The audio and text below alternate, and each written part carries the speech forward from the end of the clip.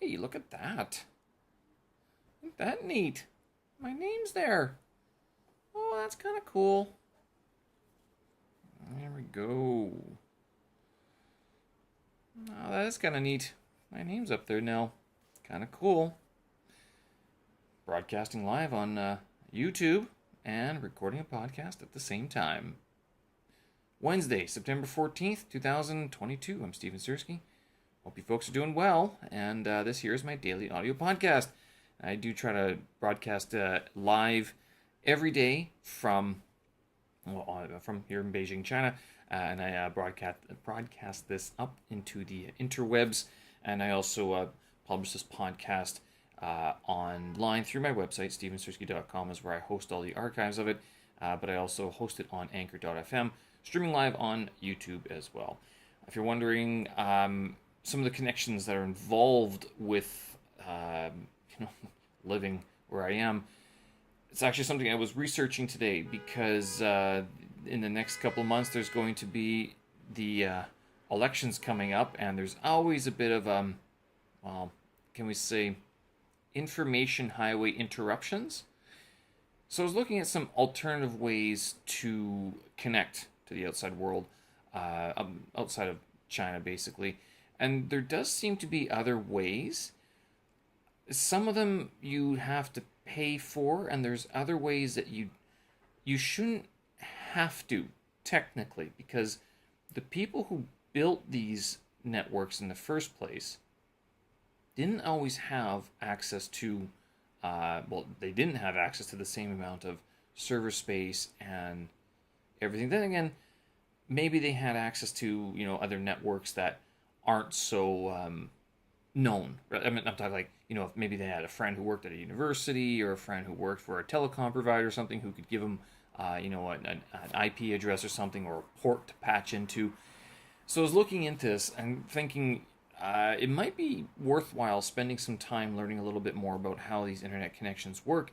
If not for that reason, then for some other reasons, just, it's kind of interesting to find out, how much is actually possible. I know there's one program that if I don't know how it's used. I looked up. It's called Splunk, and hackers use this, and computer enthusiasts use this quite a bit actually, where they can. If I'm not sure if Splunk creates the link or something, but it's part of phishing scams. So if you ever get a phishing link, this is one of the reasons why you never click on a phishing or on a link that someone sends you through like an unsolicited link. And even still, I don't know if it's the same if you copy and paste or if you just click on the link, because if you click on the link without checking what the link actually is, it might redirect. But if you copy paste, something's not making sense, I think, because the link itself can be a redirect, right? As far as I know, so it's not just the hyperlink itself in the email. It can be the actual, like, where those letters are taking you. So those letters that are given to you, that whatever sentence or hyperlink, not the link, the text of the link can point you to an address that can then be redirected to another place, and that's part of your phishing scam.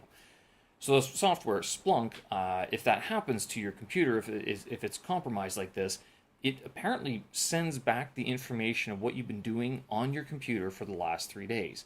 Like 3 days worth of history or something. I'm not sure why it's 3 days, if it can be changed or modified or whatever. But it sounds kind of scary.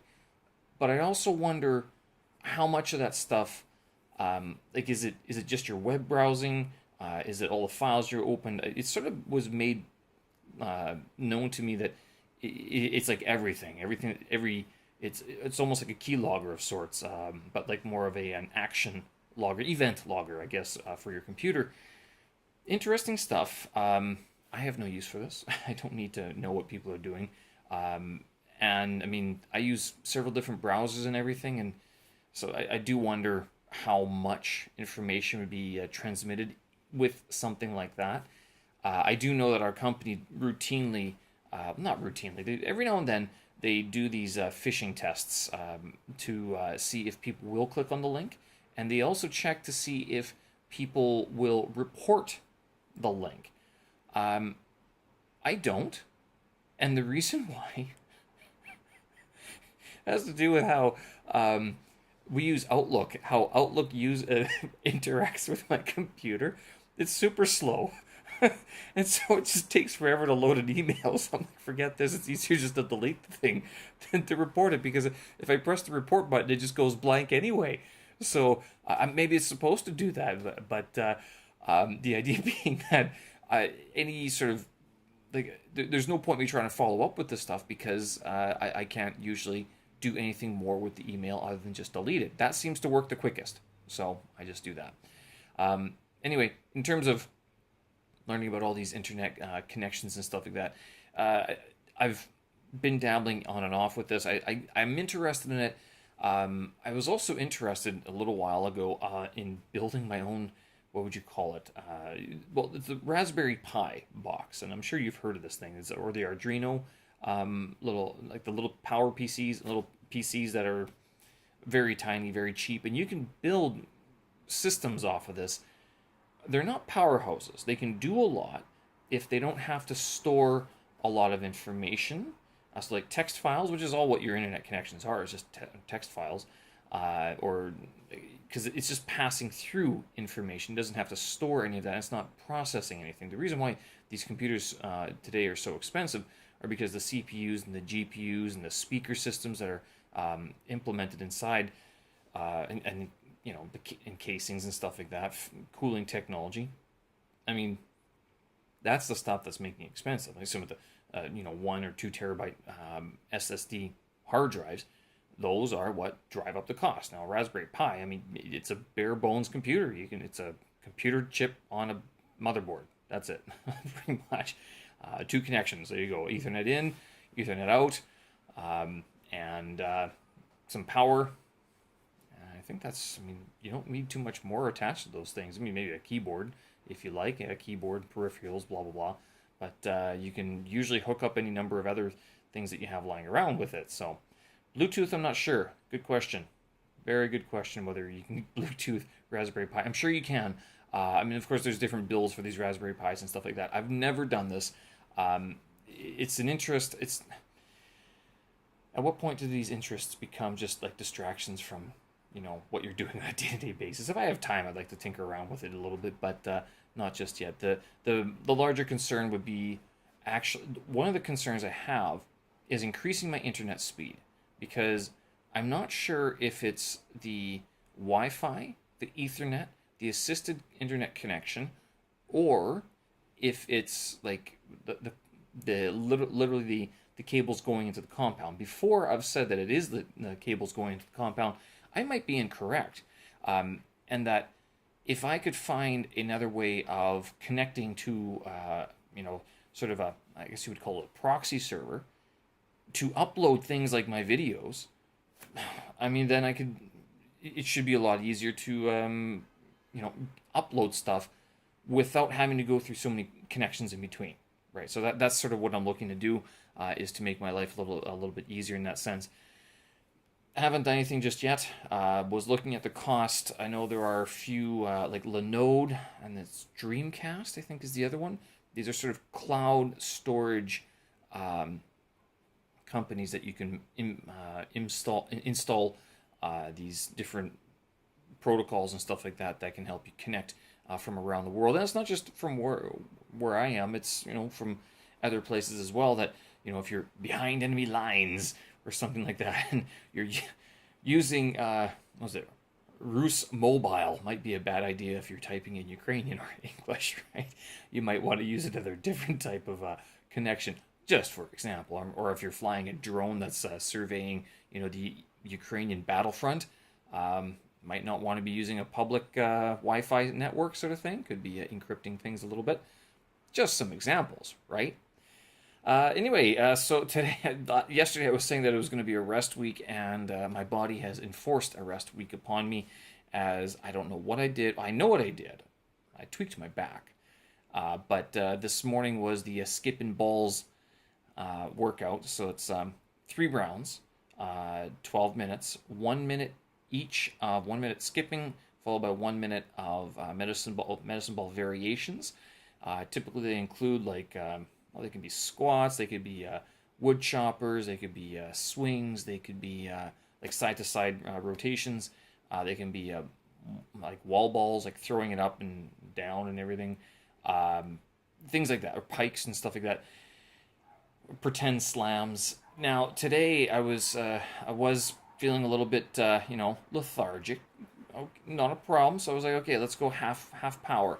I think that's what contributed to the injury actually, is because I wasn't going full, and so as a result, I was trying to slow down my movements, which then just sort of caused problems because I was trying to slow down things and wasn't moving as I normally would, and as a result, around the last medicine ball set for the first round, I felt the back stiffen up a little bit. It doesn't feel like skeletal or anything. It feels more like it's just a strain. So I came back and I did 3 rounds anyway. I was like, the next 2 rounds I just took it easy. I didn't do as much stuff with my back, or I did stuff that was focused only on the back, like to move it in that specific way. Other than that, I mean, I was hobbling around all day today. It did take me my afternoon. I didn't do my afternoon, my secondary workout, because I'm like, that's just not going to happen. So I did take it easy today. Hobble around the apartment quite a bit, and yeah. So this week will be a bit more gentle. I was thinking, because this has happened at least twice before, not the same way though. I remember, I think it was last year, I did a kettlebell swing and I seemed to tweak my back, and that seemed more inside the spine. A couple months ago, I think I did the same thing. And I haven't checked how often this is happening, because like I would actually sort of wonder. I'd like to know if maybe this is something to do with overtraining, or if it's something along the lines of I do need to be scheduling in these sort of half weeks, these half power weeks, rest weeks, every 6 weeks is what I mean. I know it's pretty common actually to do this. I haven't been because I don't really track my workouts, but seeing as though I've tweaked my back again, and I remember the last time I did, I kind of go, well, is this something I should be paying attention to a little bit more in my my workout routine? Not to mention, I mean, there's a few other little tweaks that have been happening as well that I've been kind of working through, rehabbing on my off days, like Tuesdays, Thursdays, doing some mobility work to sort of keep things going. But it might be that you just need to take some time off and let the body heal on its own. I am a little bit concerned about this because I don't want to lose the gains. Not that I've had so many incredible gains, but I guess the biggest concern would be is would it be weight gain, or would it be? It wouldn't be so much muscle loss. It would be more, can I temper my eating to fit into the rest week, right? So I'm not gonna lie. As of late, well, we made birthday cake on the weekend, and I've been having ice cream and everything with it. So I've been eating that for the last week, and that was. I'm not gonna. Ice cream has become a, one of the things I have on a regular basis after dinner. So these, and couple that with a couple beers prior to that. I mean, this doesn't sound like someone who's going to be getting a six-pack anytime soon. I know, unless of course there are other ways to sort of accommodate these foods in the routine, not to eliminate them completely, because what's life without ice cream and beer? Even with without ice cream, I think that would be like, are you kidding me? Then like, what the hell am I training for if I can't have ice cream, right? It's not that bad for you, is it? I don't know. But I do know it's sugar and milk, and I know milk has fat and a lot of carbs in it, but I mean, that's not going to kill you. It's going to be the sugar content that's really bad, or at least very high in that dessert, in that food stuff. Can we call it food stuff? Anyway, so yeah, it's going to be a bit of a lighter week, I guess. We'll see if I'm okay to go for maybe a half power CrossFit Murph on Friday morning. Even just, doing a couple rounds, nice light. Doesn't have to be full out. more to keep the schedule going. So it wouldn't be so much to completely take the time off. It would be more along the lines of I still want to have that routine of getting up and going, getting out of the apartment, um, going for even just a nice little jog, a nice little run, very slow. Like it doesn't have to take. I think my warm up runs are usually 10 minutes 30 for a mile or something like that. Again, a mile is 1.6 kilometers, and so not disrupting the flow, not disrupting the routine, but just cutting back on the. I don't have to do the same amount of exertion every time. One, so last week I actually bought a steel mace. I also bought a what do you call it? It's not a weight belt. It's something where you can attach weights to it and put it around your hips, and then you can do pull-up bars and dips with that, pull-ups and dips with it, and that way it's a lot. It gets, I guess it's an extra challenge or something. Helps build your upper body a little. It's a little bit different than the weight vest, in that the weight vest puts a lot more of the weight on the top of your body, on your shoulders, whereas this puts it on the lower extremities, and you are using more of your upper body to lift the heavier bottom mass. At least that's how I understand this called a weight belt, this weight chain belt thing that I can put my kettlebells on and do pull-ups with. So yeah, so it's a bit of a I haven't used it yet. I was kind of waiting. I was actually going to use it today, because these are the days where I do these slow pull-ups and stuff like that, these slow workouts that typically occupy my afternoon workouts. And I got thinking it might be a good idea if I do front load the morning workouts, I eliminate the heavy lifting in the afternoon, and instead replace that with more mobility work. So doing more light stuff, even if it's light weights. Before I used to reserve that for Tuesday, Thursday, Saturday. It might be something that I have to do, every day of the week or something like that, and then just go heavy and hard Monday, Wednesday, Friday mornings, something along those lines. I was thinking, actually, the one thing I was wondering about this, because if I start doing that, at what point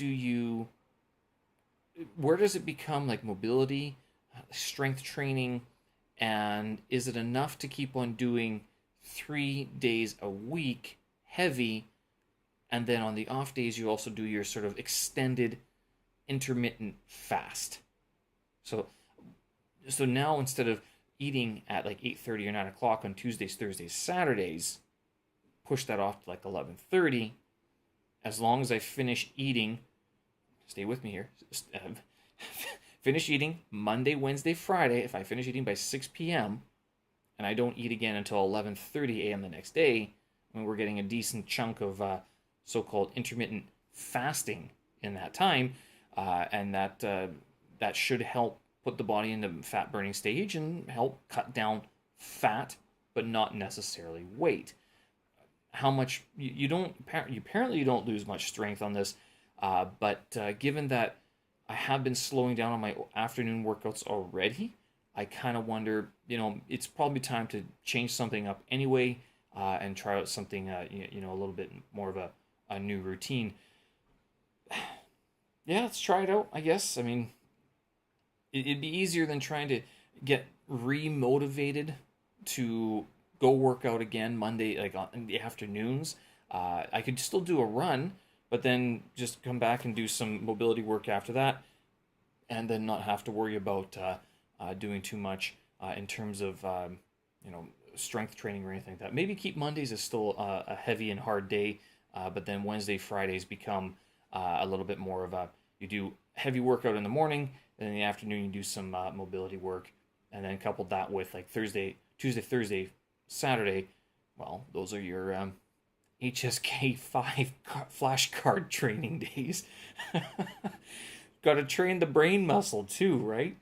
All right, so I've gone on about internet connections today, building your own computer while you're living in behind enemy lines, behind restricted internet lines, and also a lot about my current workouts and everything, and about my back pain that has disabled me from doing any more today, and instead of hobbling around my apartment. Okay, folks, I'm going to leave it there. I hope you enjoyed that 20-minute spiel about the internet and some physique talk.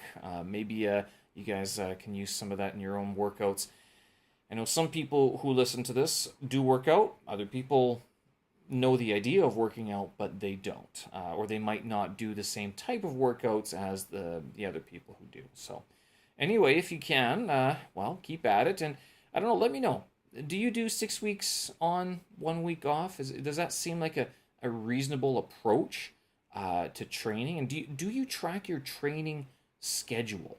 I'm curious. Do other normal people who aren't influencers online, do they actually track what they do every day? And even if you're not, maybe do these influencers becoming an influencer? Do you have to track what you're doing? I was thinking about this. Like, what if I started, okay, not becoming an influencer, but posting stuff online. I go, first of all, I don't do enough variation in my workouts to justify it. Second of all, I'm not paying attention about recording at that time. I just like getting the workout in and done. And I like these things to be functional, as I've said before. So all that being said, is that I do tend to do the same workouts quite a bit with very little variation, instead focusing on executing those exercises and workouts to the best of my abilities and getting stronger at them each and every week. And it also takes the thinking out of it, to tell you the truth. If I were to start posting videos online about the workouts and stuff like that, I think it'd become a little bit mafanla. It'd be a little bit troublesome, because then it's like all of a sudden you go, he's been doing the same kettlebell swing for the last 10 weeks. What else can he do? Nothing, because that's all you have to do. You stick with the plan. Don't overcomplicate things, right? Anyway, intermittent fasting, build your own computer, get in the fat burning stage, 6 weeks on, 1 week off. Let me know. What do you guys think? All right, folks, show notes, tracks, and vids up on my website, stevensersky.com. Thank you very much for listening. We will talk again. Have a good one. Bye-bye. Bye-bye.